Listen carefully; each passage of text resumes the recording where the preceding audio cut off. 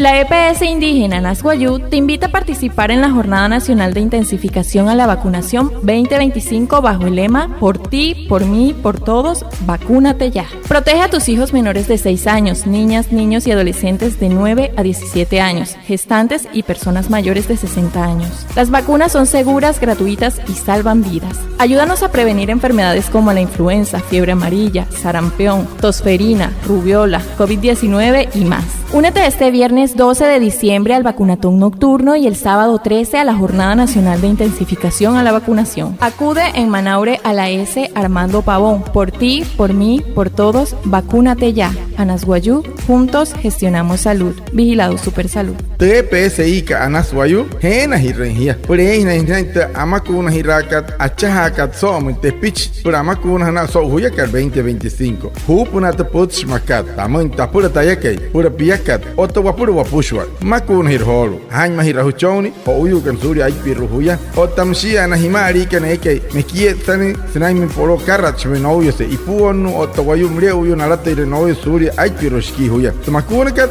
Anas, Rots, María Parasat, Katoru wayu hutuma. Hekari hepa wate pitch karir pura, hain mahiren suri tuwanuri kanuri kari influenza, fiebre amarilla, sarampión, tosferina, rubiola COVID-19 o tamsia tuwaneiro. Hirut kapa wanaimen, pieno 2 en kari kashika y diciembre so huyakate, pura toma amakuna hiram sawai hatka, o tamsi sawano o 13 en kari diciembre, so punate amakuna hiram reuskat, pura akomo iha, na amakuna harikosu gomman. Hirut kapa manauremen, solo muntepitatka Armando Pavón, muy piaka y tamu intayaka y wamu wapushwa, makuna hirhoro, Anasguayú, achaha hiraswakwat papurana, anah nauchiwaya, stumatatehas que purerwa, ana.